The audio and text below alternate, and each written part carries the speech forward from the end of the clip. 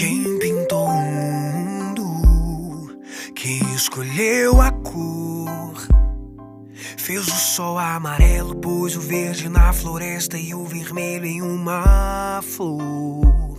O maior pintor do mundo está pintando a minha história, e ela não tinha cor.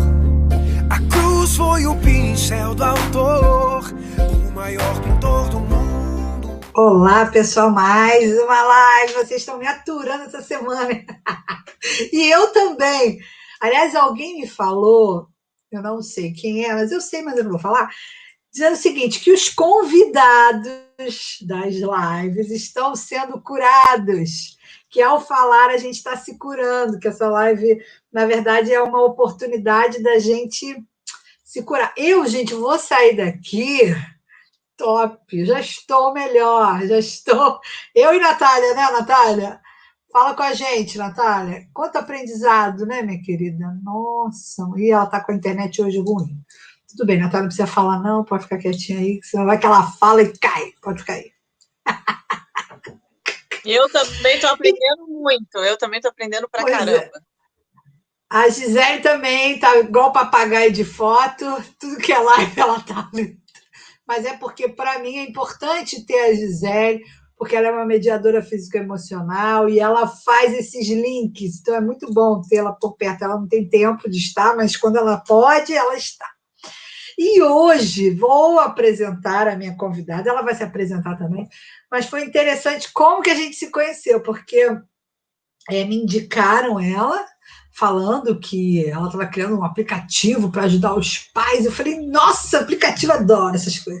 Como assim? Ajudar os pais para os pais fazerem? Isso é totalmente inclusão reversa, né? Você dá poder para os pais ajudarem os filhos. Eu fiquei encantada com isso, né? E aí a gente conversou e o meu marido, ele tem gagueira. Ele já melhorou, ele fez tratamento.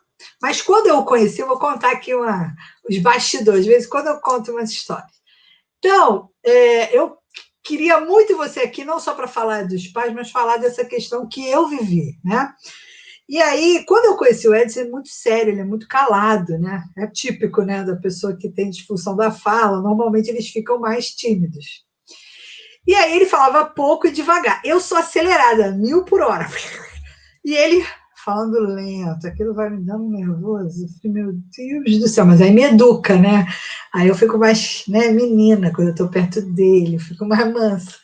Aí, quando eu conheci, eu percebi que tinha alguma coisa, mas aí ele logo no final do encontro, a gente foi no cinema, e aí depois ele falou, você percebeu? Aí eu falei, o quê? Que eu sou gago? Mais ou menos. Ah, tá. Ele quis logo dizer, né? Para ver se eu ia embora ou se eu ia ficar, né? Aí eu, pô, um negão desse lindo, maravilhoso, cara, não tô nem aí para isso, né? Vamos lá, vamos que vamos. Aí, na semana seguinte, nada acontece por acaso, né? Na semana seguinte, a minha mãe, que adorava ver aquele sem censura, me falou, Lilica, você tá namorando aí um menino? Ó, vai ter um congresso Abra Gagueira. Vai ser sensacional aqui no Rio, vai lá. Aí eu falei, cara, eu vou falar com ele, né? A cara de pau aqui, falei, olha, uma semana de namoro. Falei, vai ter um congresso sobre gagueira, você topa aí? Ele falou, topo. Aí eu falei, gostei desse cara, ele gosta de... Gente, foi sensacional, aprendi muito o dia inteiro, né, falando sobre aquilo. E aí eu via o sofrimento deles, né? Como é sofrido e como a sociedade exclui. Como as pessoas, eles falando que é uma questão, que todo mundo acha que o gago ele é nervoso, né? Ele está nervoso. Não é, ele está com a disfunção, meu Deus do céu. E aí ele fala assim, fica calmo. Aí que a pessoa fica nervosa, porque ele está querendo falar e não consegue. Então, como você é fono, quero que você se apresente e que você possa falar para a gente... Porque, por exemplo, o Edson, depois a gente foi descobrir, né? E aí, quando... Você vê que eu depois, quando a gente casou, eu tive um filho e o Leandro nasceu com autismo. Então, eu venho num processo de aprendizado desde o namoro. Aí eu aprendi a gagueira, Depois, a Natália caiu, mas a gente espera. Depois, com 38 anos, a gente descobriu, só há pouco tempo, que ele tem TDAH grave e dislexia. Então, tem tudo a ver, né? A comunicação, né? O treco lá. E a gente não sabe disso. Então, às vezes, você vê uma criança gaga, aí acha um monte de coisa, e não é, às vezes é uma coisa física. Então, eu queria que você falasse um pouco sobre isso, porque para mim, foi um aprendizado incrível, né? E eu também com o Leandro Ecolali, eu não sabia que era aquilo, eu ficava repetindo, repetindo. Então, às vezes, a gente tem o sintoma e você não tem ideia, né, de que aquilo é um sintoma. Então, falta muita informação. Isso. Bom, vamos lá, me apresentando, então. Ela já deu a deixa, né? Eu sou fonoaudióloga. Eu me formei pela USP, aqui no interior de São Paulo, em 2003, já vai para 18 anos.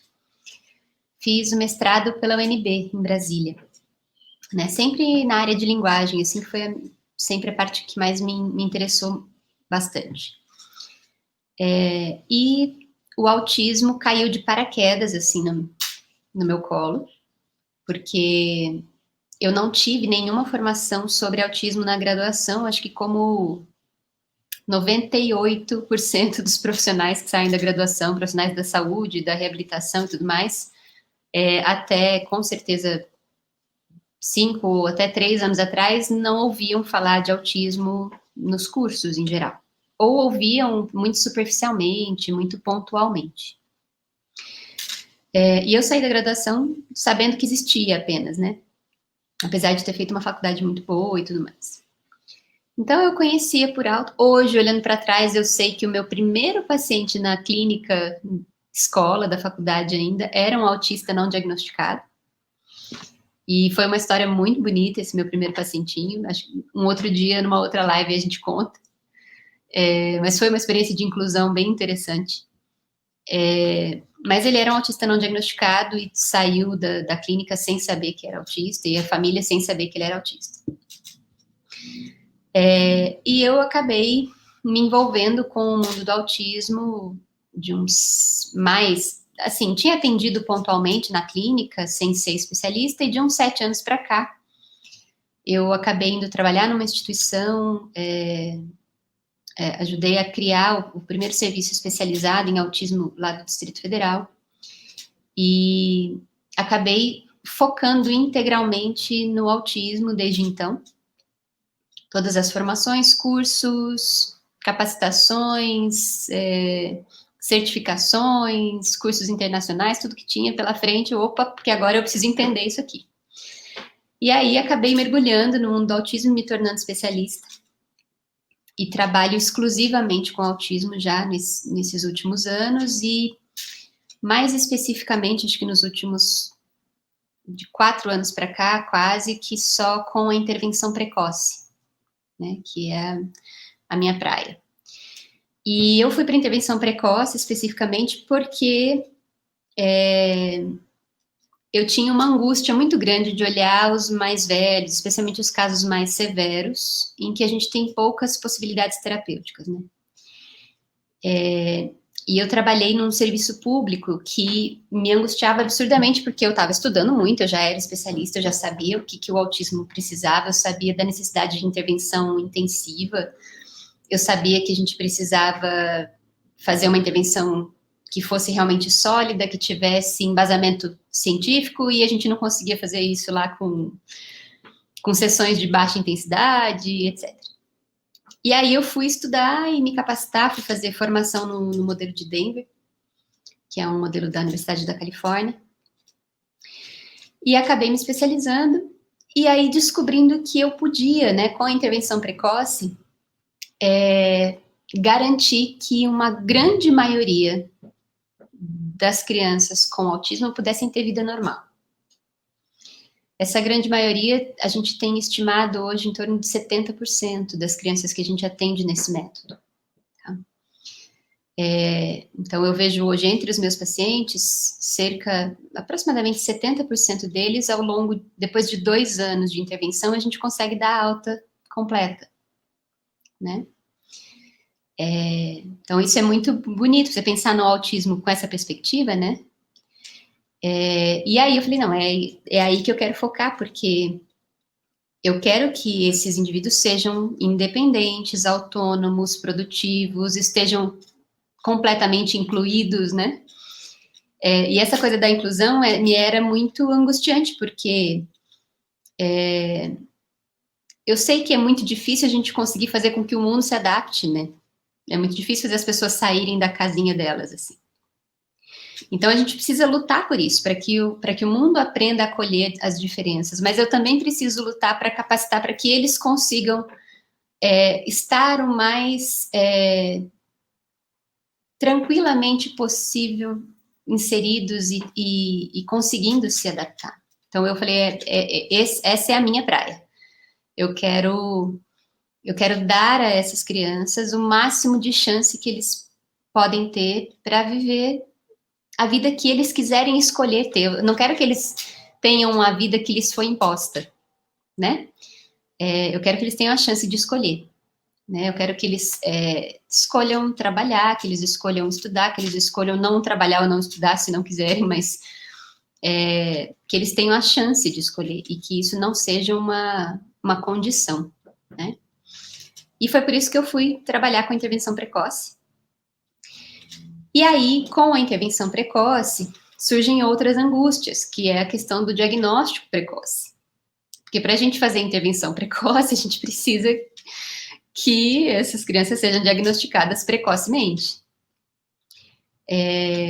Então, eu comecei a me envolver com os dramas de muitas famílias, que eu acho que vocês viveram um pouco disso na pele, né, pelo que eu conheço da Liz. A Gisele partilhou um pouquinho aqui antes da gente começar também, né? Dessa angústia de, tipo, eu fui em 10 médicos, eu procurei 5 profissionais e diziam que eu estava louca, né? E eu falei, não, eu preciso ajudar essas famílias a terem um referencial que não dependa, um referencial realmente de especialistas que sejam acessíveis, né? Então, eu comecei a pensar agora, especialmente na quarentena, que a coisa do online ficou muito mais evidente. Eu já trabalho online fazendo supervisão profissional, supervisão de famílias, porque esse método permite isso. Então, eu já trabalho à distância já há mais de 2 anos. Então, eu tenho pacientes em Manaus, no Sul, no Nordeste, né, morando aqui no interior de São Paulo. E aí eu falei, bom, a gente precisa sistematizar isso, porque a quarentena mostrou que isso é possível, né? Hoje, todos os outros profissionais descobriram que é viável fazer isso que eu já faço há 2 anos, né? Eu e temos uma equipe, temos uma série de outros profissionais que atuam dessa forma também, junto do Instituto Farol, especialmente em Florianópolis.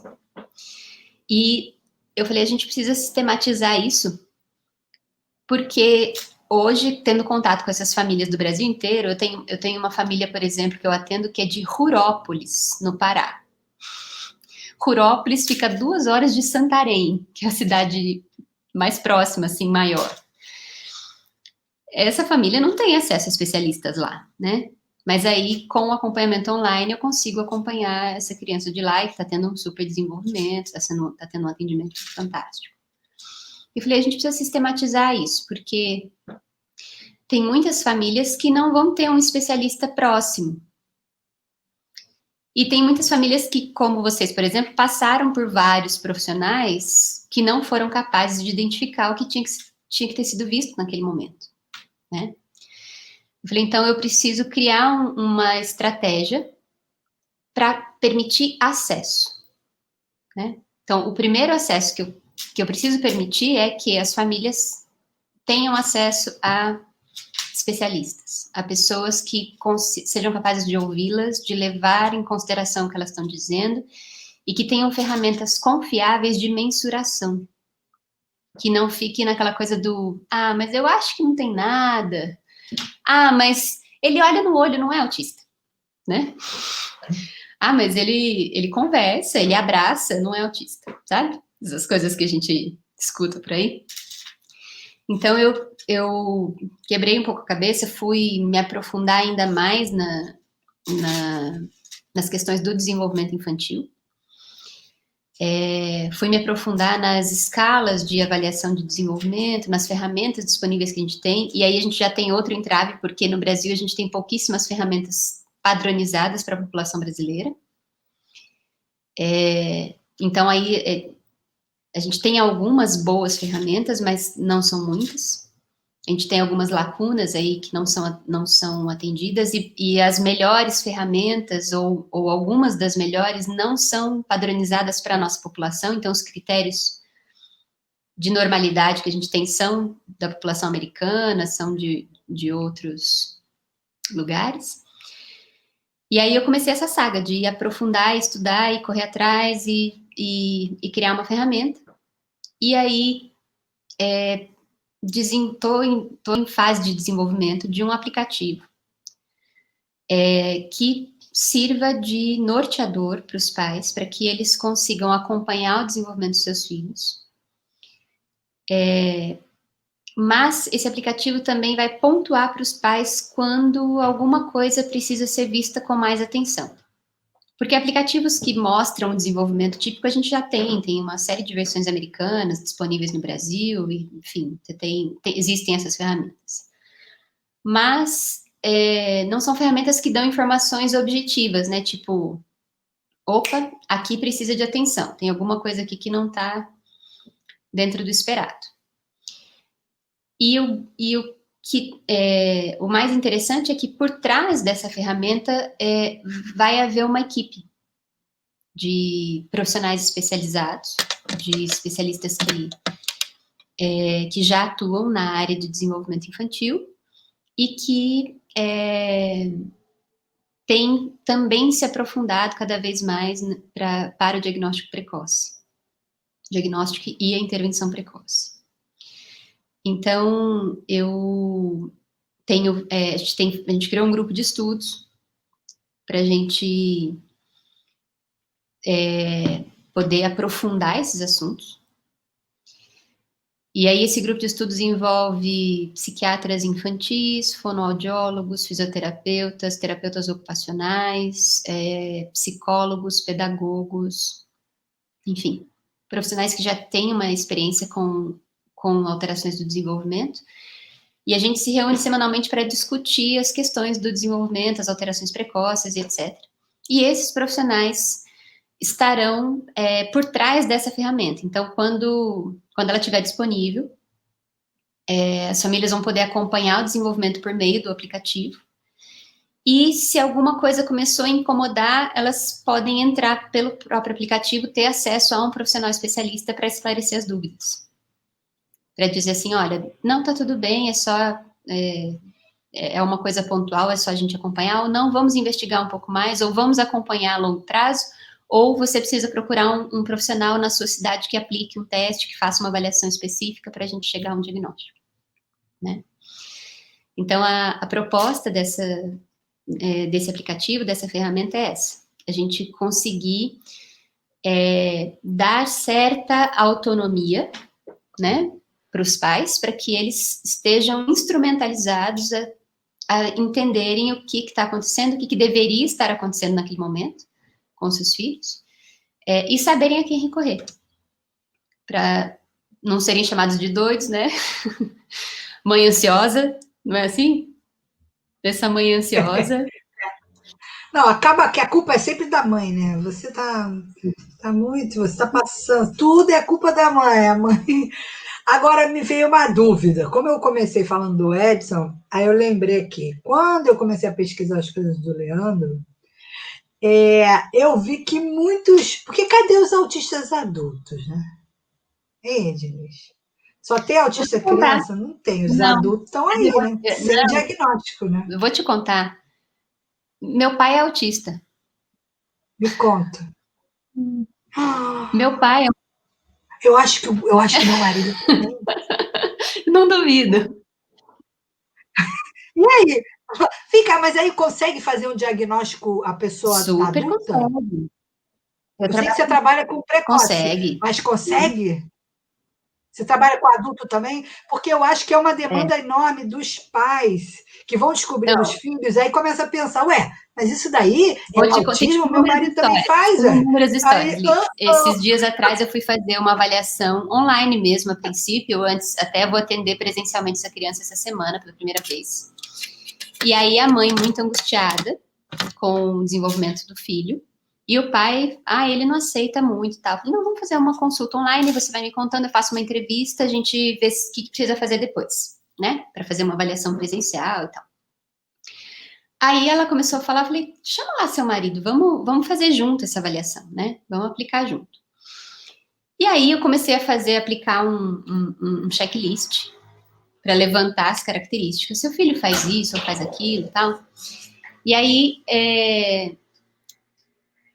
eles me respondiam, ele faz, né? E aí o rapaz, o pai da criança, falava assim, mas eu não vejo problema nisso, porque eu também fazia essas coisas. E eu falei, ok. E aí continuei, e aí várias coisas, não, mas não, é assim, mas não tem problema, porque eu também fazia assim, não sei o que lá, eu falei, tudo bem, né? Eu terminei, falei gerei uns gráficos, eu falei, olha, essas alterações aqui são muito compatíveis com o do autismo, a gente precisa fazer uma avaliação um pouco mais aprofundada, porque provavelmente a gente esteja diante de um quadro de TEA e tal. E aí o pai ficou meio assim, mas aí sei que no dia seguinte a mãe me mandou mensagem, agradecidíssima, porque o marido queria o diagnóstico também, para ele, para si próprio, porque entendeu, depois de adulto, que a maior parte dos sofrimentos da vida dele se explicavam pelo autismo. Que eu não faço, mas eu tenho pessoas na equipe que fazem, que têm mais experiência. Olha, eu tenho uma pessoa aqui, peraí, cadê? Como é que eu vou fazer? Não, é do outro lado. Aqui embaixo, ó, que quer também, né? Aqui, faz assim do lado, é a Gisele. É por isso que ela está nessa live, porque ela também acha que entendeu? E assim, gente, é incrível isso, porque são pessoas que sofreram muito a vida toda, né? Sem saber. Exato, assim, eu tive o pai de uma criança que eu atendo, um tempo atrás, assim, eu comecei as supervisões assim, né? E eu olhava assim, nossa, esse pai aí é autista. Mas, óbvio, né? Eu fui contratada para atender a criança, não me manifesto. Mas percebi, assim, a rigidez, uma série de comportamentos, assim, bastante típicos do TEA. Aí eu sei que passados, acho que uns 6 meses de acompanhamento, um dia ele falou assim, Diniz, eu queria compartilhar com você uma coisa, porque eu estive conversando com a psiquiatra do meu filho, porque eu identifico muitas coisas em comum e nós fechamos o meu diagnóstico também. Ele todo satisfeito, todo contente, porque é libertador. Se você, né, porque, por exemplo, depois a Gisele vai falar por ela, mas ela, quando a gente começou a conversar, que eu sou professora de leitura dinâmica, e ela fez o curso comigo, e eu percebi no curso que tinha alguma coisa errada, eu não sabia exatamente o que era. Eu falei, olha, você devia procurar uma fono, entendeu? Ou uma neuro, alguém para te orientar, para você fazer a análise aí, ver o que você tem. Só que ela não conseguiu apoio, ela procurou, mas não deu. E o Edson, também, você vê, se ele criança... Não, e ainda tem uma coisa, que aí você vai poder dizer, né? O Edson, quando para descobrir o TDAH, foi feito um estudo com ele. Porque eu já estava quase me separando, porque eu conversava com ele negócio, 5 minutos depois eu esquecia tudo, já fazia tudo diferente do que a gente tinha acabado de combinar. Eu falei, tem outra, tá apaixonado, vou me separar. Aí, e ele chorando uma vez, ele, Sandra, eu não tenho isso. Eu falei, então nós vamos no médico, que você tem algum problema. Aí cheguei lá na médica, meti o pau na sogra, falei que a sogra que mimou ele, aí falei um monte de besteira lá, e a mulher falou assim, meu Deus, não é nada disso. Eu sei que é difícil para os cônjuges de TDAH, porque vocês se sentem sozinhos na relação, mas ele é um vitorioso, porque o nível de TDAH que ele tem é altíssimo. Como ele é triatleta, ele conseguiu focar, né? O esporte salvou ele. Mas assim, ela não sabe como que ele se formou, porque pelo grau dele não dava para se formar com dislexia. Isso que eu ia falar. E no teste deu tudo limítrofe. Por quê? Porque ele é adulto, né? Então ele já veio maquiando. Se ele fizesse pequeno, eu fico pensando assim, o custo de resposta, o custo que essas pessoas têm para viver. E assim, a minha especialidade maior é a intervenção precoce em autismo. Mas eu tenho convivido com muitos adultos TDAH. O meu noivo recebeu o diagnóstico TDAH recentemente. Olha, então você é igual a mim, nós somos especialistas em amar autista e TDAH, gente. Que maravilha. Né? E o seu pai sabia? Não satisfeita. Alessandra, Denise, não satisfeita, a Alessandra, ela é cercada na vida dela pessoal, de amizade, profissional, ela é cercada. Eu falei assim, minha querida, você nasceu para isso. A gente não consegue. Não é para a gente não consegue. Faz parte, né? E o seu pai, ele soube pequeno ou você teve também diagnóstico? Não, Você que o meu pai não tem um diagnóstico formal. Eu sei que sou especialista, né? Mas o meu pai até hoje não tem um diagnóstico formal. E meu pai hoje está com 85 anos, então não vai acrescentar nada na vida dele, né? Tipo, até as perseverações autísticas, que até a gente fala assim, né? Que é muito comum o autista ter um comportamento perseverativo, né? Isso foi sempre, meu pai sempre foi inteligentíssimo, meu pai aprendeu várias línguas sozinho, meu pai é filósofo, meu pai sempre foi assim, hiperfocus. Ele se interessava por um assunto X, ele lia todos os livros daquele assunto, ele pesquisava tudo que havia, tudo que tinha direito. Meu pai é agricultor, a gente sempre viveu num sítio, e o meu pai é uma pessoa extremamente culta, inteligentíssimo, fora da curva, mas sempre foi assim, interesse X. Ele passava alguns anos naquele interesse, lendo. Aí os livros preferidos, ele lia uma vez, depois ele lia 2 vezes, depois ele lia grifando, depois ele lia tipo 11 vezes o mesmo livro. E aí, com todo mundo que chegava em casa ou tudo mais, ele queria falar do assunto de interesse, né? Mesmo que a pessoa não alcançasse muito. Olha aí, a pessoa se identificando. Total. Né? E aí, isso foi a vida inteira, assim, meu pai nunca gostou muito de sair de casa, tipo, ele ia para as festas arrastado pela minha mãe, aí ele falava assim, bem, já tá na hora de ir embora, a gente já pode ir? Aí, tipo, nunca curtiu muito vida social, na dele, tipo assim, sempre viveu meio no mundo da lua, uma pessoa extraordinária, meu pai, eu sou mega fã do meu pai, assim, muito, muito mesmo, super fã dele. Mas meu pai teve sempre características muito clássicas, só que a gente não fazia a menor ideia, né? E aí, hoje em dia, assim, puxa, tá aí, entendemos a razão. Agora ele tem 85, continua super estudioso, super rígido com a alimentação dele. Meu pai tem várias rigidezes, assim, tipo, vida saudável. Então, ele não... Na vida inteira eu cresci com meu pai reclamando se minha mãe fizesse carne vermelha mais de 2 vezes na semana, porque não podia comer carne vermelha porque faz mal para a saúde. E ele comendo o número de frutas que ele tinha que comer durante o dia, de verduras que ele tinha que comer durante o dia. Assim, sabe? Totalmente metódico, assim, totalmente sistemático. E antigamente a gente achava que era só uma coisa... ele é só sistemático, né? E super doce, super gentil, super meigo, super tudo. Mas muito rígido com ele, assim, com essas coisas. Hoje a gente sabe que ele só era Então, isso é uma coisa que eu penso muito. Cadê os adultos? Cadê os adultos autistas? E quando eu vejo um filho, eu logo olho para o pai, aí eu fico falando, gente, a gente realmente... E está precisando de profissionais que vejam isso de uma forma séria, né? Uma coisa muito importante para a gente, quando a gente fala de inclusão, é justamente, eu acho que a questão do diagnóstico é muito fundamental. Eu tenho um pensamento meio contracorrente, porque existem algumas linhas que acham que o diagnóstico é estigmatizador. Eu não concordo. Eu acho que o diagnóstico é libertador, né?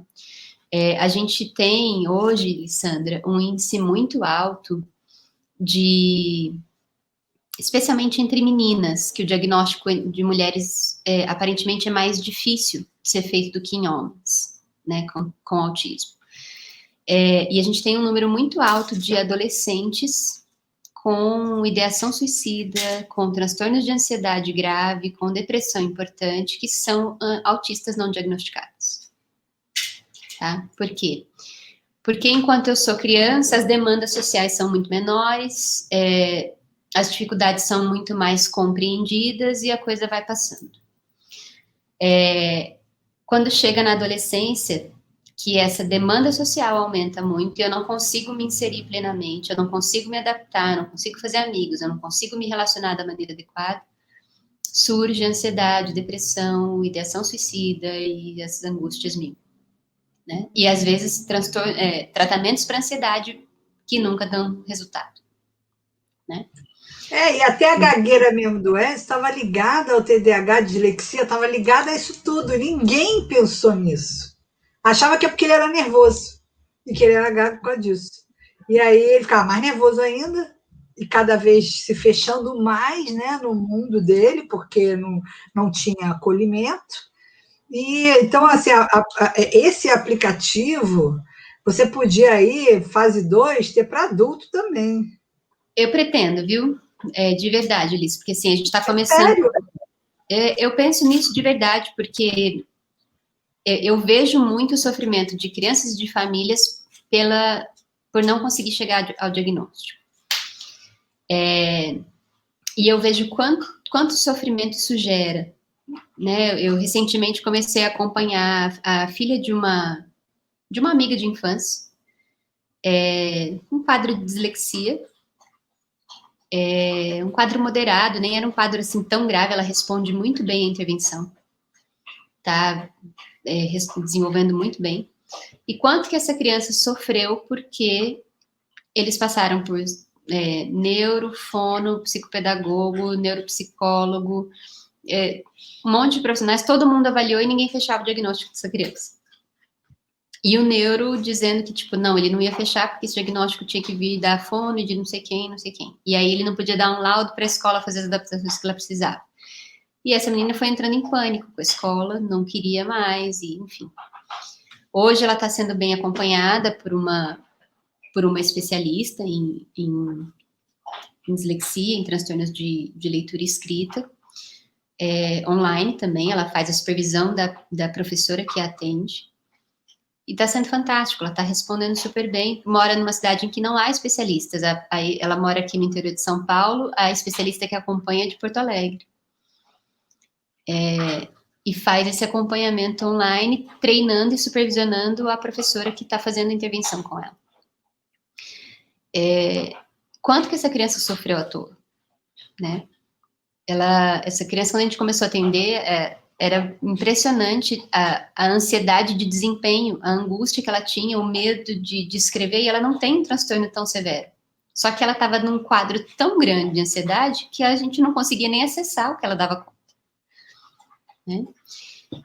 Então, eu pretendo, sim, essa fase inicial do aplicativo para bebês, a gente está trabalhando na primeira etapa, que é de 0 a 12 meses, até porque não dá para fazer tudo de uma vez, porque o desenvolvimento é monstruoso, né? Um trabalho homérico, assim.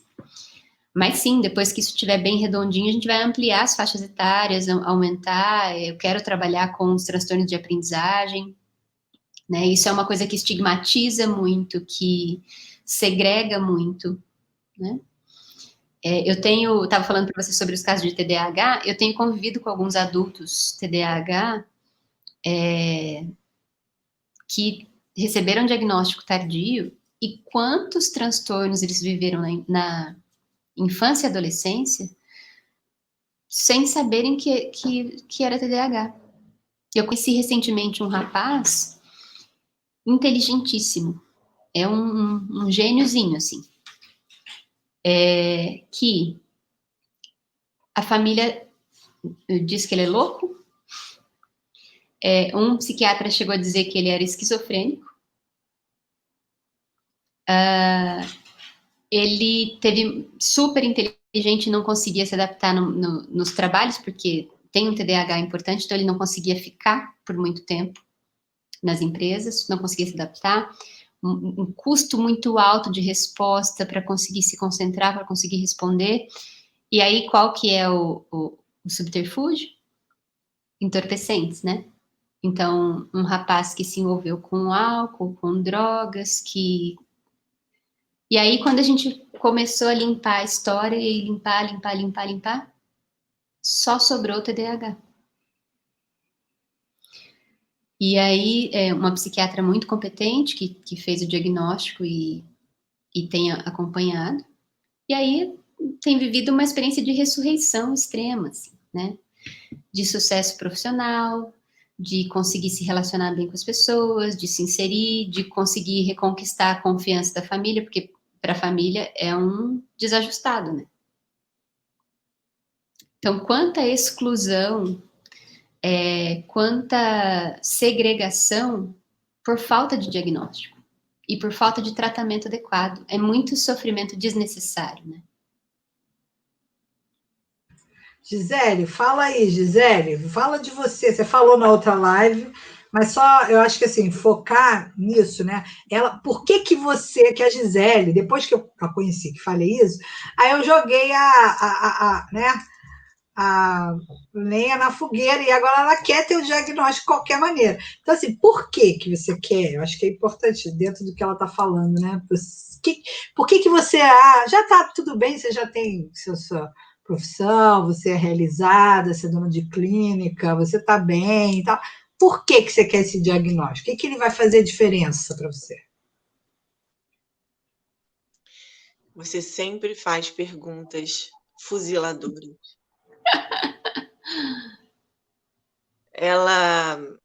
Essa pessoa é assim. Ela veio com toda boa vontade explicar para mim, com todo jeitinho, que tinha alguma coisa errada comigo, por causa do teste lá que ela fez comigo, de leitura Super dinâmica. agradável, né? E eu, naquele momento, ela estava meio que preocupada. Por que ela estava preocupada? Porque o marido dela tinha. Ela já sabia do marido dela, eu acho que ela lembrou do marido dela, né? E, como sempre, da mesma maneira que eu recebi o diagnóstico da minha filha na 10ª neuropediatra, olha, sua filha provavelmente teve um AVC no nascimento, ela tem uma hemiparesia do lado esquerdo, tal, e eu comecei a sorrir porque, nossa, que bom, porque eu estava querendo saber e todo mundo me chamando de maluca, que minha filha não tinha nada e que eu estava querendo uma bebê de livros. E eu sabia, eu sou fisioterapeuta, eu sabia que tinha alguma coisa errada, né? Então ali foi uma confirmação de que o que eu estava sentindo tinha fundamento e que eu podia ajudá-la, que eu podia agora ter um norte. Por isso que eu fiquei sorrindo. Eu não sou masoquista, né? E a mesma coisa o que aconteceu comigo de mais ou menos uns 14 anos, 15 anos para cá, onde uma tia minha começou a me jogar, ela me jogou nesse universo de autoconhecimento.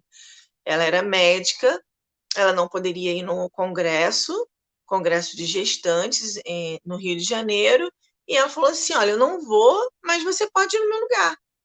E quando chegou lá, eu me vi pelada.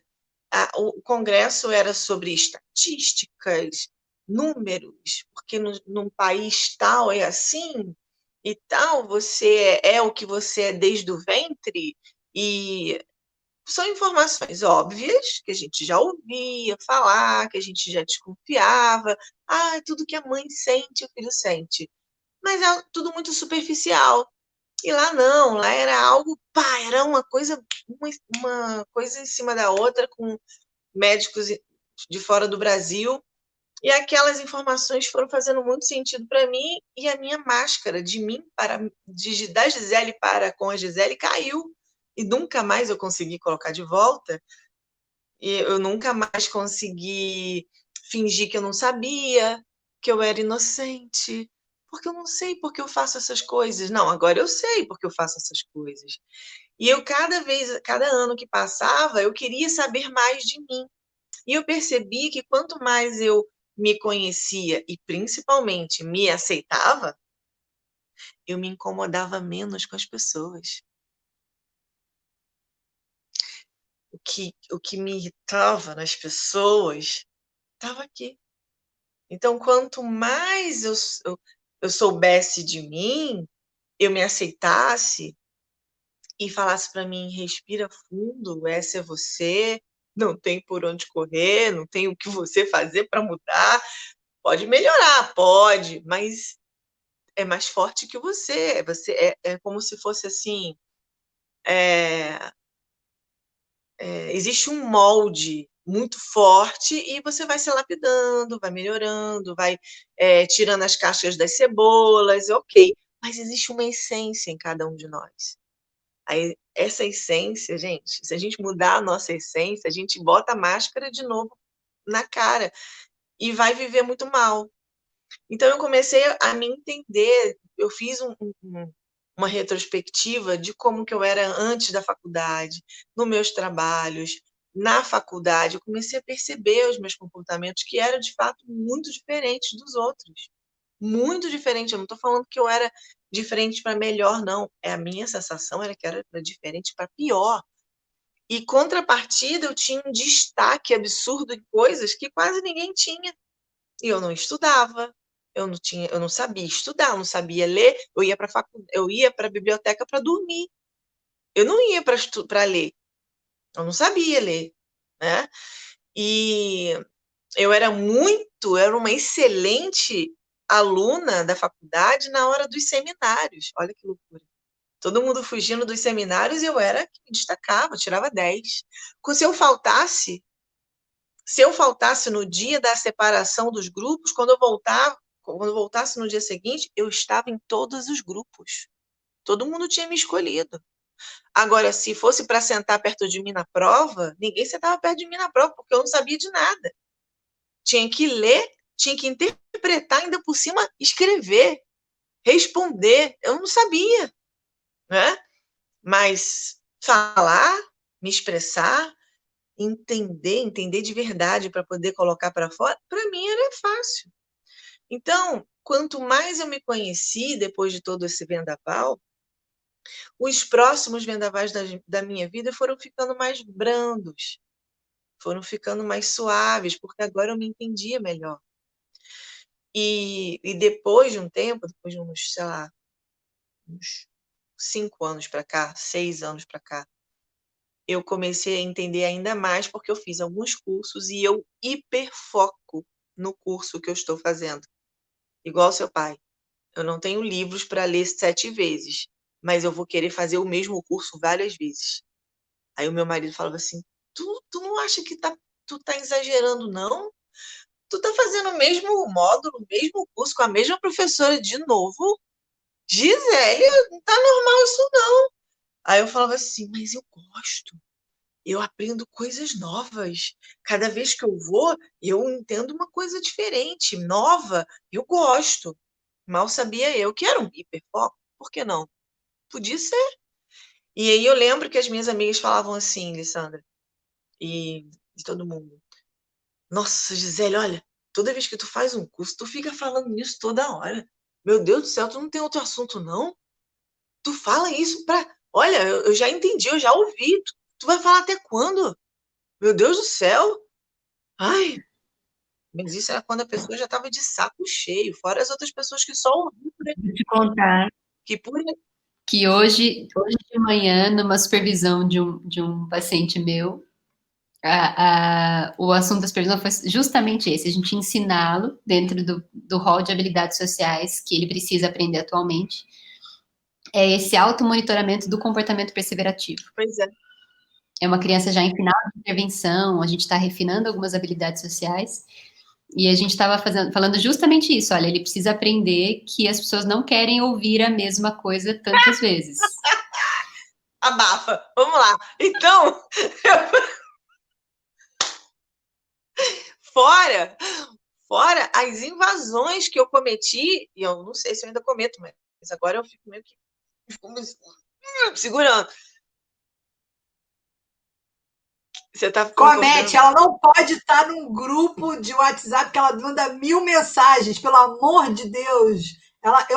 Quando ela fez um curso comigo e tinha o grupo, eu proibi ela de mandar mensagem, porque ela manda 10 mensagens assim, ó.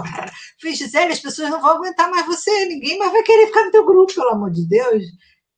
Fala, pode falar. Então você Era continua, tá? normal, para mim era normal. Para mim era normal, aquilo não tinha. Não era o que ela estava vendo, né? O que ela estava vendo era uma coisa que ela estava vendo, não era o que eu estava vendo. E eu aprendi isso com a mãe do Marcos Petri, que muitas relações se perdem por causa do jeito literal, por causa da não interpretação igual a do outro.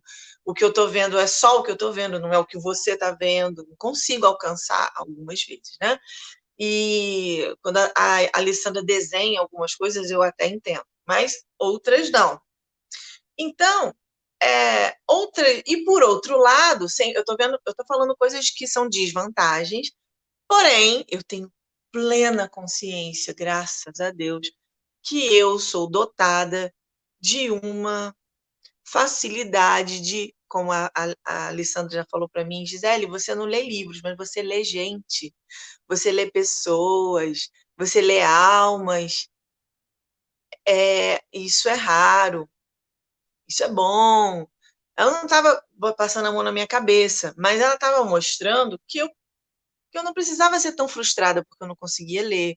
Eu comecei o mestrado no semestre passado, eu entrei em parafuso, eu acho que entrei em depressão, porque eu chorava, eu não via alegria, eu acho que aquilo era depressão, porque assim, quando os meus coleguinhas de trabalho, de sala de aula, eles tinham 5 disciplinas, 4 disciplinas, eu só estava com uma disciplina.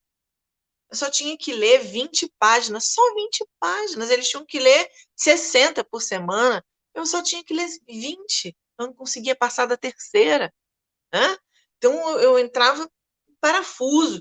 Aí, quando eles falavam, eu ficava assim, prestando atenção, porque era assim que eu aprendia, né? Ouvindo, vendo as expressões faciais deles e tal, a dramatização e tal. Eu ficava assim, né? Nem anotar, eu anotava. Aí, quando eu tinha que comentar alguma coisa, eu comentava de acordo com aquilo que eu tinha acabado de ouvir, e não necessariamente eu tinha lido, né? Então, eu me senti muito inferiorizada. Muito inferiorizada. Né? Como disse assim, como a Natália está falando, ou é assim? É assim o quê? Fala, Natália. Eu faço muito isso. Fazia, né? Quando eu estava estudando. Mas eu fazia muito isso. Eu consigo ler bem, eu gosto da leitura, mas às vezes eu tenho preguiça. E eu tive uma professora na faculdade de psicologia que ela falou para mim ela me perguntou assim, aqui, pá, não tem TDAH não, tu é muito agitada, tu levanta, senta, fala o tempo todo. Mas na hora da prova era 10. Na hora do trabalho, falar, de apresentar, 10. Pergunta para mim. Li um texto. Eu ouvia as aulas, eu prestava atenção mesmo conversando. Minha mãe diz que eu aprendo por osmose. Porque eu nunca gostei de sentar para estudar. Se ficar sentado muito tempo, algumas coisas vão me angustiando. Eu Mas durmo. Eu durmo. Já Se eu ficar muito tempo sentada, Não. Já dormia na aula. Na faculdade, não, na escola. Já dormia. Mas a aula era chata, mas era uma aula assim, meio-dia. Começava meio-dia. Eu dormia na aula. Então, eu sabia. Se a professora me perguntasse qualquer coisa, eu sabia. Então, esse sentimento assim, de fazer as coisas, não saber se está certo, está errado. Muitos professores na escola, ainda ali, sexta série, né? Hoje, sexto ano, último ano, falavam que eu não queria estudar, que eu não queria nada. E hoje, aqui, né, em educação, aprendi, estudei, pesquisei, gosto, mas o meu jeito de aprender é diferente. Né? E os professores também precisam entender que cada um tem o seu jeito de aprender, de estudar, né? Então, talvez, se você tivesse tido um professor lá atrás que tivesse paciência de te explicar falando para você ouvir e entender melhor, que te desse a oportunidade de fazer uma prova, né?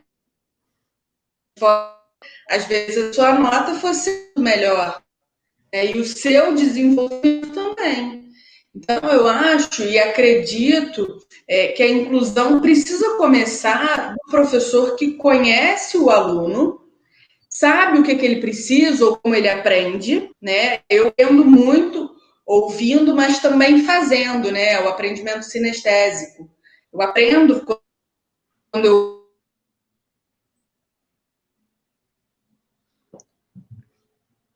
Isso é muito importante, porque, inclusive, eu costumo dizer assim que não existe criança preguiçosa, sabe? Eu vejo muito isso. A gente tem, lógico, né? Existe aí a falta de virtude, existe, né? Existe a coisa do não tô afim, não tô com vontade, etc. Quando isso é pontual, né? Quando isso são situações esporádicas. Agora, uma criança que nunca quer, que nunca aceita, que nunca quer fazer, isso normalmente denuncia uma dificuldade específica em alguma coisa, né?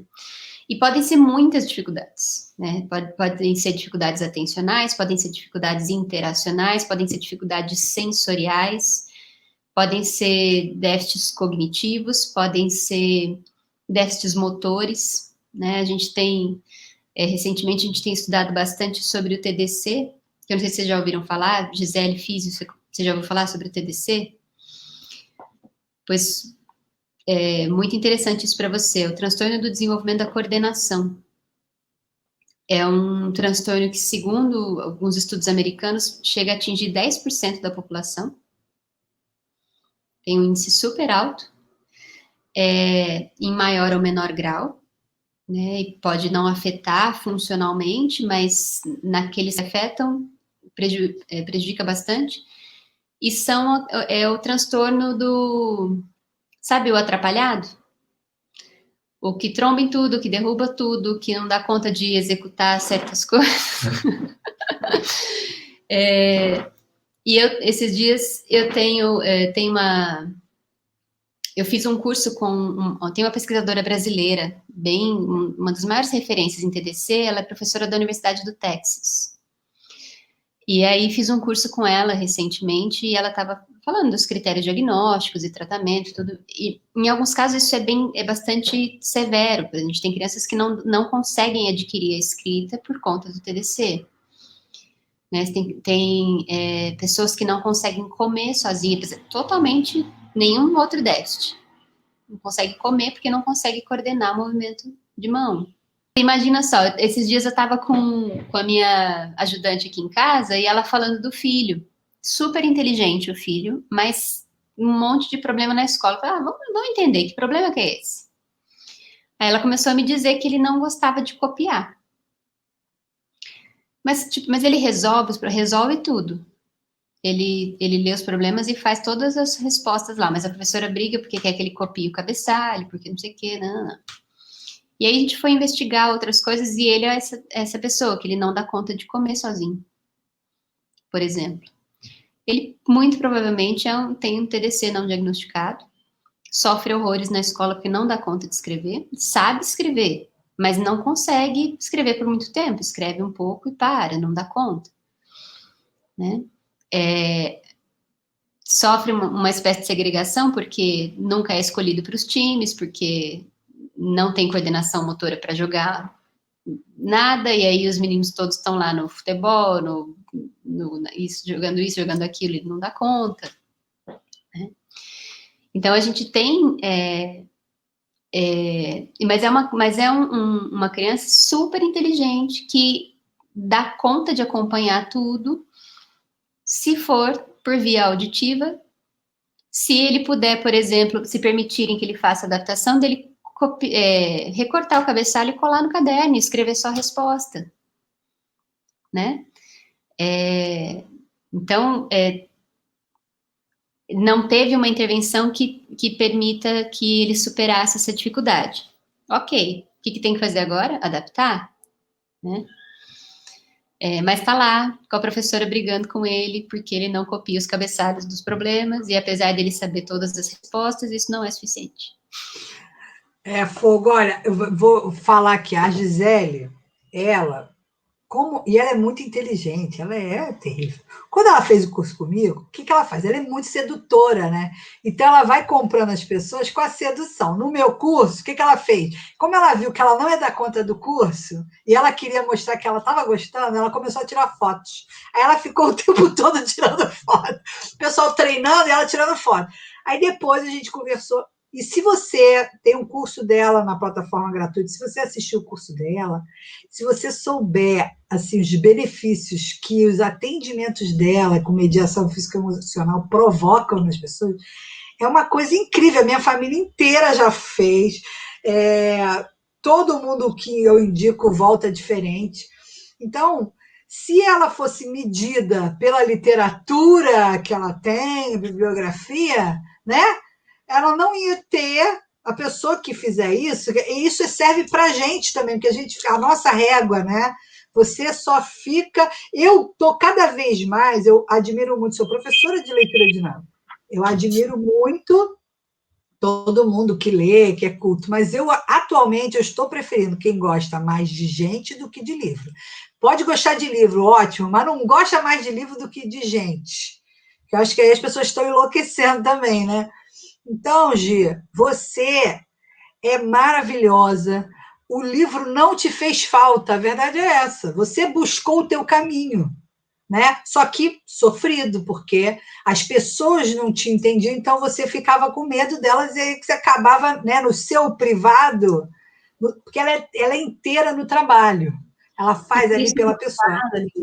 Da importância do diagnóstico precoce, né? Porque, por exemplo, esse menininho, ele não dá conta de escrever, mas ele não tem a opção de escolher se ele quer escrever ou não, né? E aí ele vem sofrendo uma série de condições ruins na escola, por exemplo, e de segregação, porque ele não tem um diagnóstico adequado e ele não tem um suporte adequado para que ele desenvolva o seu pleno potencial, né? Então, quanta diferença que isso poderia fazer, por exemplo, na vida desse menino, quanta diferença um diagnóstico adequado poderia ter feito na vida de tantos adultos sofridos desnecessariamente, né? Porque mesmo que, tipo assim, tudo bem, ele recebeu um diagnóstico e ele vai continuar com a diferença dele, mas tudo bem, agora a gente entende qual é essa diferença, qual é a via melhor de aprendizagem para ele e como ele pode se inserir plenamente dentro dessa via, né? E isso é outra coisa fundamental, porque às vezes o diagnóstico não me permite modificar o quadro, né? Mas me permite entender, explicar para os outros qual é o quadro e falar, tá tudo bem, né? Aqui em casa mesmo, quando eu tive o diagnóstico do Leandro, foi libertador, porque eu não entendi, eu achava que eu estava sendo mal, eu não estava sabendo ser mãe dele, porque o autismo dele é leve, então as pessoas acham que ele não é, que ele é mal educado e que eu sou uma péssima mãe. E esse é o diagnóstico. Então, eu não sabia mais o que fazer, a gente ensinava e nada. Hoje eu entendo o que ele tem, hoje eu sei me conectar com ele e eu estou aprendendo e também aprendendo a criar um ambiente, né, que a inclusão, principalmente a socialização, tudo sou eu que provoco, essa é a minha responsabilidade, né, de trazer as pessoas para ele. Então, a forma de mediar, hoje eu tenho muito mais ferramenta, né, do que antes, que eu não tinha diagnóstico, eu só sofria, porque eu não entendia, meu Deus do céu. E o pai também, muito rígido, porque, né, é igual. Então, assim, e eu no meio dessa galera toda, eu falei, gente, eu vou enlouquecer, vou dar um grito aqui, já já. Ainda faz amizade com a Gisele, imagina. Tá cercada. Esse negócio aí. Não, meu pai também tem alguma coisa, a gente não sabe o que é. Tem. E esse negócio aí de não conseguir, meu pai derruba tudo, ele realmente tem alguma questão. Então, assim, é desde pequena que eu sou mediadora dessas questões todas. Eu estou acostumada, eu sou uma especialista em amar autista. Entendeu, gente? É isso. Então, não é à toa que eu estou aqui, né? Mas eu acho que o diagnóstico é sensacional e não é limitador, não, porque diagnóstico não é propósito de vida, Com certeza. né? Né? O negócio não é. Então, assim, eu acho que a gente tem que sair do vitimismo. Tem o período da dor? Tem o período da luta? Tem. Mas é libertador, porque aí você vai procurar e buscar profissionais. Você está vendo aí, Diniz com equipe, tem gente séria fazendo trabalho sério. Você não precisa ficar. Né? Se você não está, isso eu já falei em outras lives, eu repito, se você não está sendo bem atendido, você não está tendo, teu coração não está tranquilo, busca outro profissional. Não está tendo resultado, busca. Né? E para você, porque quem cuida do cuidador? O cuidador Exato. precisa ser cuidado. Né? E você ter confiança numa profissional, pô, é metade do caminho andado, né? Você tem uma pessoa que te passa confiança e que está te dando feedback. Olha, isso até porque você está fazendo errado, porque a gente querendo acertar, muitas vezes erra, e tudo bem, mas se você tiver orientação, você para com isso. Agora, qual é a idade ideal para começar a ter diagnóstico? Olha, quando a gente fala em intervenção precoce, Liz, a gente, inclusive, pula a questão do diagnóstico. Porque para fazer intervenção precoce, eu não preciso de diagnóstico fechado. Isso é o mais bonito. Então, por exemplo, até alguns anos atrás, se preconizava que o diagnóstico de autismo só fosse fechado após os 3 anos de idade. Isso a gente já sabe que é meio absurdo hoje. Porque eu já sei, até pouco tempo atrás, a intervenção precoce era até os 5 anos. Hoje, uma criança que inicia a intervenção após os 3 anos já não é tão cedo assim. Né? Então, hoje eu trabalho acompanhando bebês de 6 meses de idade com risco para autismo. Tá? Eu tenho hoje 2 bebês em acompanhamento que têm sinais de risco. São irmãos de crianças com TEA, e aí a gente sabe que quando você tem um primeiro filho com TEA, você tem 20% de chance a mais de ter um segundo filho autista. Então, a gente sabe que existe um risco maior para essas crianças. As famílias, como hoje estão instrumentalizadas, porque já tem um filho mais velho com autismo que está em acompanhamento, já estão mais atentos e já ficaram mais cabreiros, né, vamos dizer assim, com o desenvolvimento dos bebês, e aí falam, não, eu quero acompanhar. E aí a gente tem acompanhado porque tem uma coisa lá pontual que não fecha. É suficiente para fechar um diagnóstico? Mas a gente vai acompanhar mês a mês, porque eu quero saber se está tudo dentro do que é o previsto. E se não tiver, por exemplo, se daqui nos próximos meses a gente perceber, não, olha, tem vários sinais que colocam essa criança em risco para autismo, por exemplo, né? E pode ser risco para outras coisas. Vamos iniciar a intervenção agora. Mas e se não for? Se não for, a gente comemora. E o que acontece, digo para vocês que é uma alegria imensa, quando a gente começa a intervenção num bebezinho com menos de 1 ano, a gente tem uma remissão tão grande dos sintomas que muitas vezes fica impossível saber se aquele bebê seria autista ou não. Tá? Eu tenho um neto de uma profissional que está na nossa equipe, na formação da Tato, que com 7 meses ela me procurou, ela é terapeuta ocupacional, e aí o neto, ela percebeu um transtorno sensorial. Por ser terapeuta ocupacional, ela percebeu que ele tinha um alto limiar de tolerância à dor, e ele não se incomodava com texturas, ele não se incomodava com temperatura, ele tinha um baixíssimo limiar de resposta. Ela falou assim, isso aqui tá errado. Aí eu falei, me manda alguns vídeos, vamos avaliar. E aí ele tinha uma fuga de contato ocular imensa, com 7 meses. Ele fugia do contato com a mãe. Ria, sorria, brincava, mas não fazia contato efetivo com ela. Não compartilhava interesse, ainda não tinha nenhuma intenção comunicativa não verbal, não tinha uma resposta de reciprocidade social, vários sinais aí que no bebê a gente já começa a identificar. E eram sinais muito claros.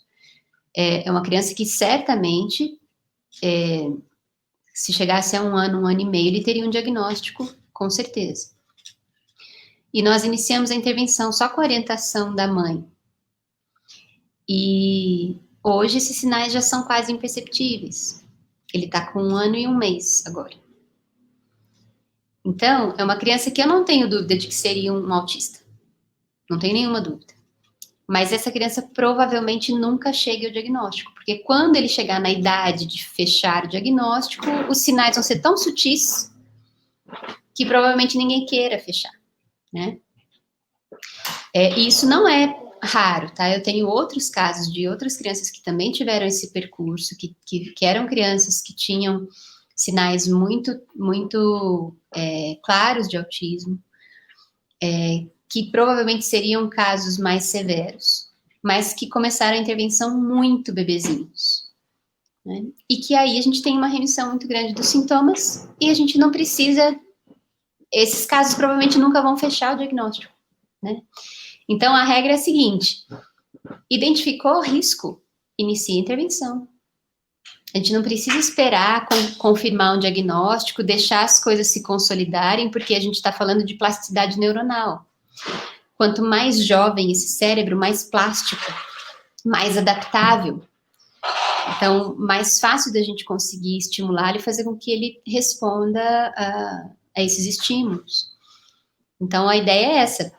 Vamos trabalhar com esses bebês, vamos estimulá-los assim que a gente identificar qualquer risco.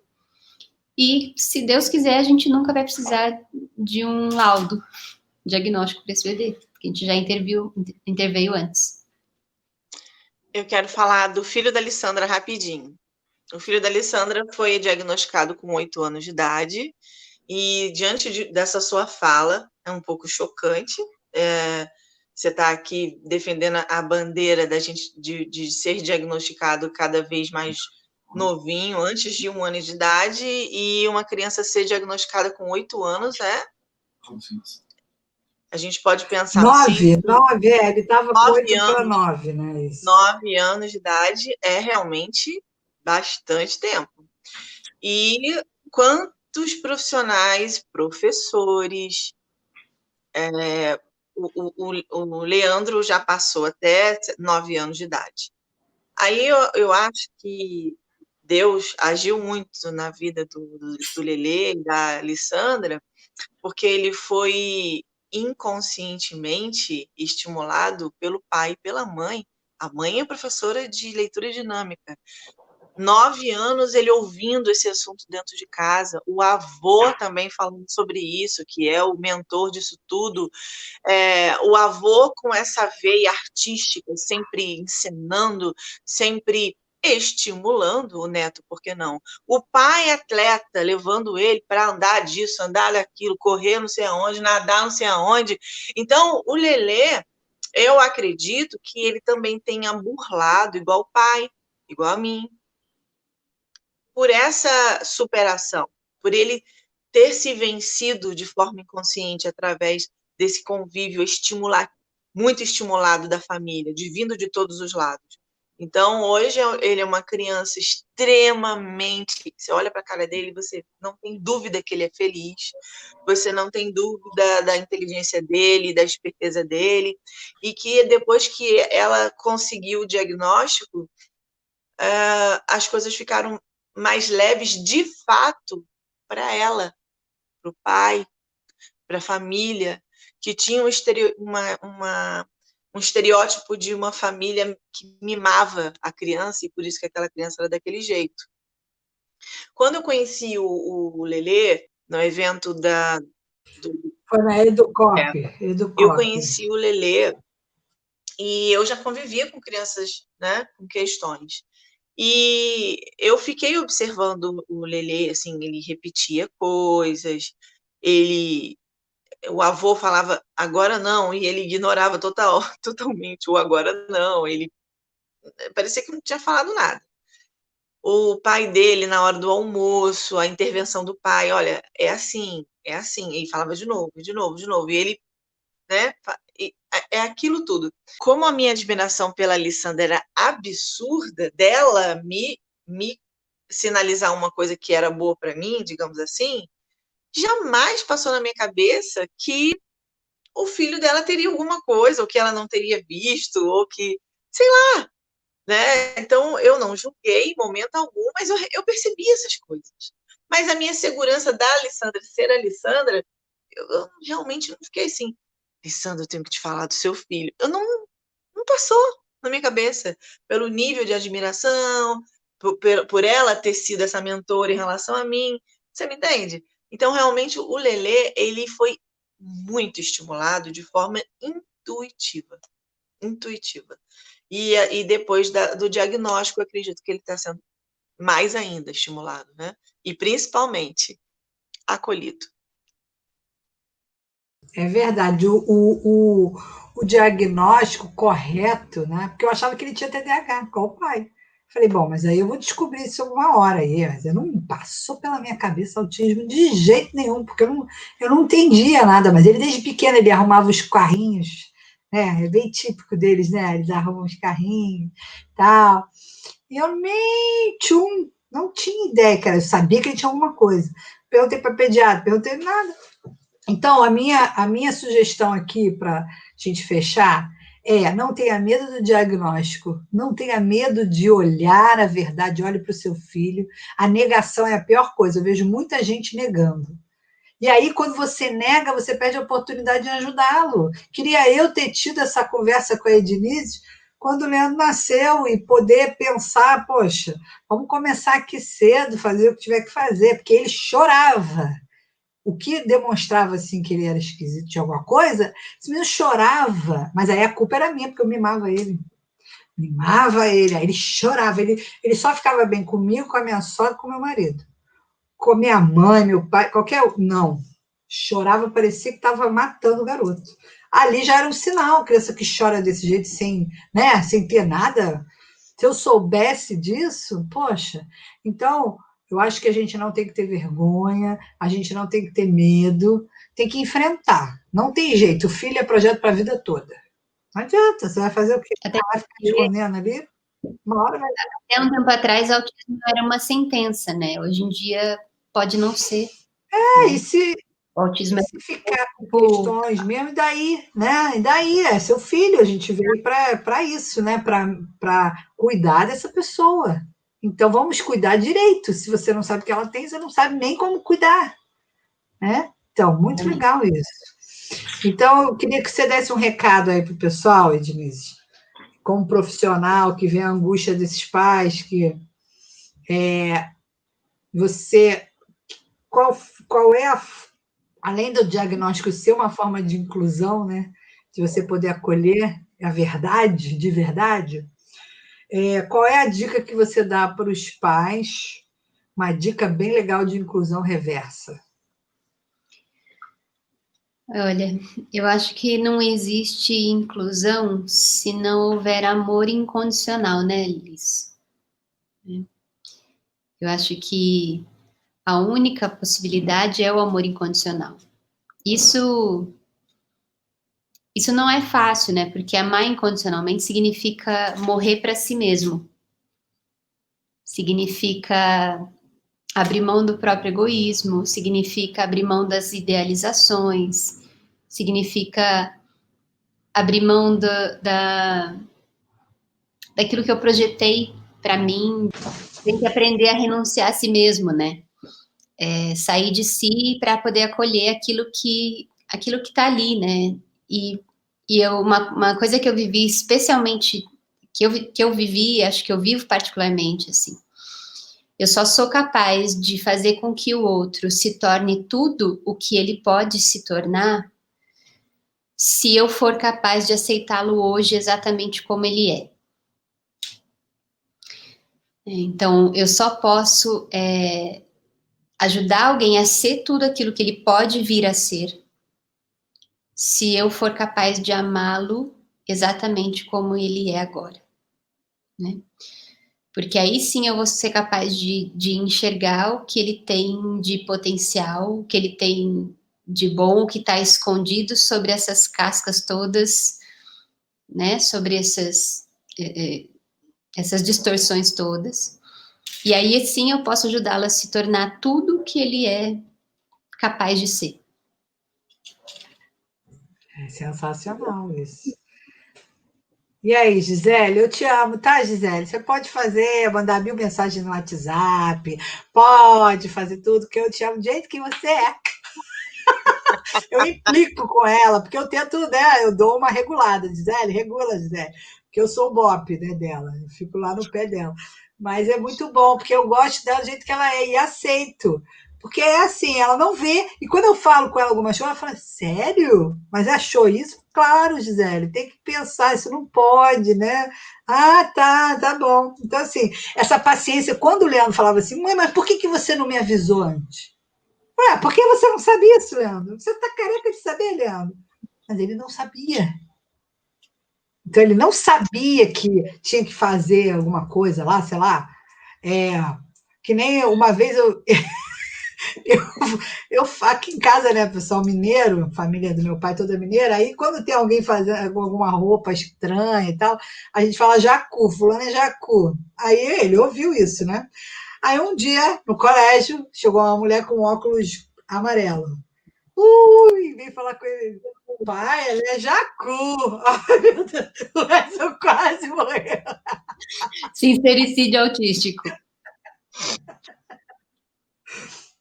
Então, assim, ele não sabia, eu explico. Aí agora ele já se regula, ele já fala, mãe, eu não falei, você viu que eu não falei, que estava feita, porque ele tem hipersensibilidade de olfato, né? De som também. Mas aí ele foi na casa de uma pessoa que a casa para ele estava fedendo. Aí ele, mãe, eu não quero ficar aqui, mãe, vamos embora, vamos embora. Não, Leandro, mãe, eu não posso te falar o que é. Eu falei, fala, Leandro, mãe, eu não posso. Aí quando fomos lá fora, ele falou, mãe, eu não podia falar porque tá fedendo. Eu, meu Deus do céu, tá bom. Você falou que eu não posso falar. Que bonitinho, que bonitinho. Ele já tá começando a se regular, ele sabe agora, entendeu?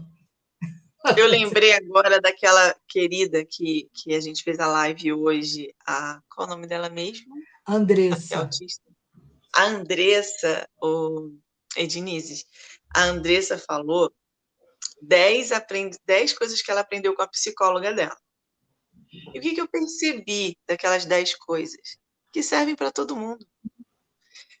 Ela falou coisas que ela fazia e que tem vontade ainda de fazer, e que a psicóloga meio que situou ela como responsável das atitudes dela, e que ninguém tem nada a ver com isso, com a limitação dela, que ela precisa sim, que ela era capaz sim de não fazer aquilo que poderia ser ruim para o outro.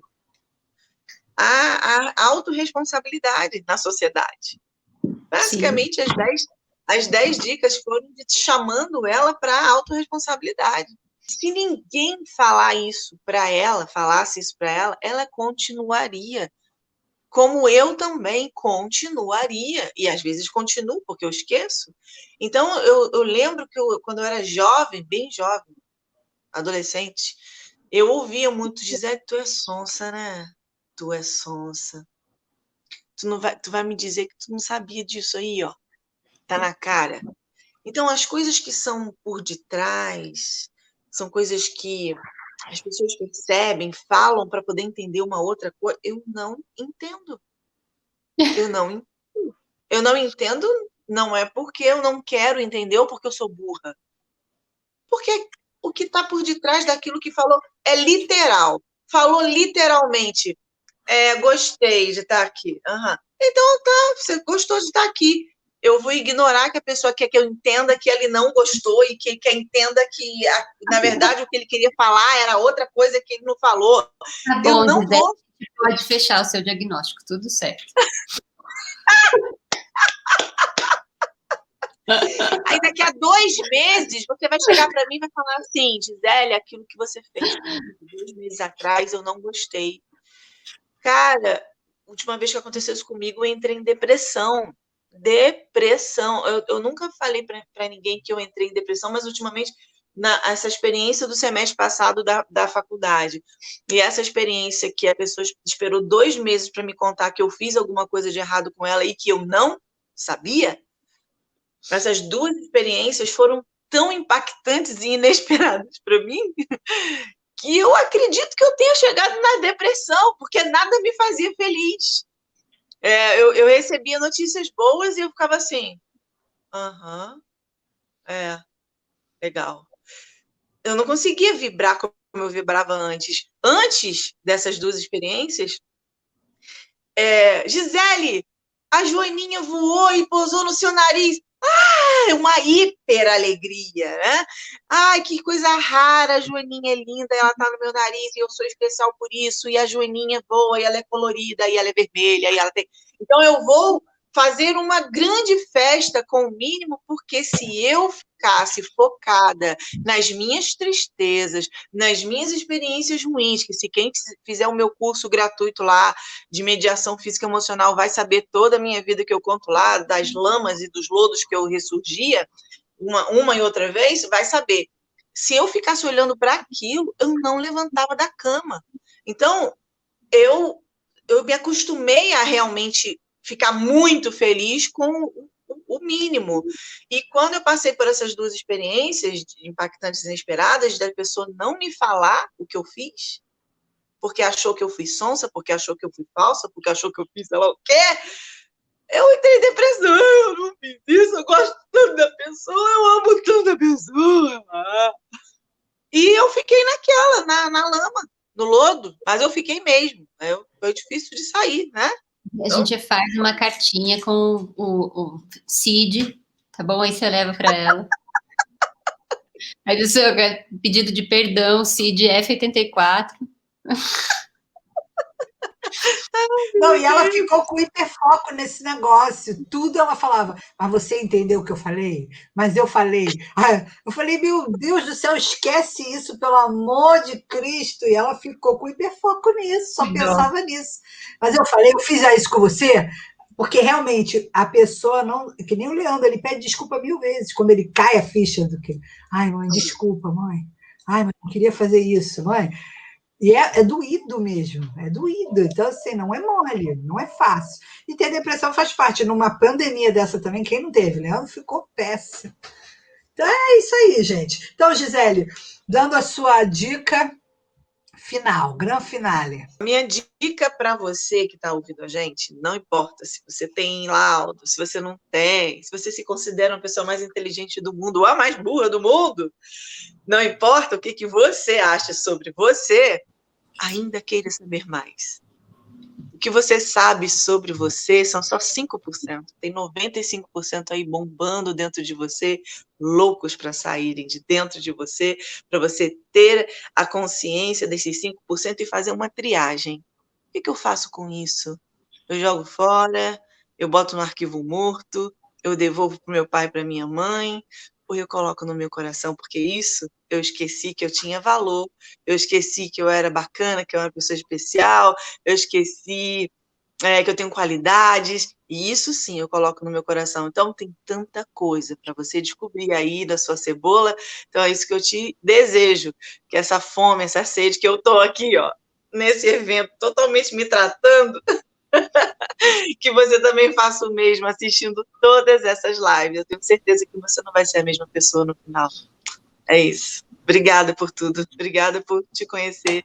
Que bom. Eu que agradeço. Sensacional. Olha, arrasou, muito boa. Você realmente, bem que me disseram que você é maravilhosa. E o que eu quero dizer para as mães é o seguinte: se perdoe se você não teve o diagnóstico, se perdoe se você não fez a intervenção antes, e saiba que existe um design inteligente lá em cima que te trouxe até aqui. Então, eu tenho certeza que eu não estava preparada para ter o diagnóstico antes. Foi preciso uma caminhada para chegar aqui. Então, nada acontece por acaso. Então, também não adianta deitar agora na cama, que eu não tenho diagnóstico. Não. É a partir de agora, daqui para frente, não é verdade? Sim. É isso. E, Edilize, você vai ter que me passar tudo direitinho para eu botar lá os contatos. Já tem, mas eu quero que você passe mais informações, que o povo vai ficar doido atrás de mim. Eu tenho que passar você. E a Gisele então vai querer o laudo, tá? Oficial. Tá, combinado. Porque o marido fica no pé dela, agora ele já vai saber, viu? Não enche meu saco que eu sou autista. Ele fala assim, olha só, ele fala assim, isso não pode ser normal. Isso não pode ser normal. Meu Deus do céu. Aconteceu de novo. Meu Deus, de 5 minutos, isso não pode ser normal. Aí eu fico rindo, às vezes eu fico brava, vai variando, né? De acordo com o meu humor. Mas a maioria das vezes eu fico rindo. Mas aí isso atrapalha, né? Atrapalha algumas coisas na relação, atrapalha no convívio. E a Alessandra, algumas vezes que ela esteve com ele, eu me lembro que a Alessandra falou alguma coisa com ele, né?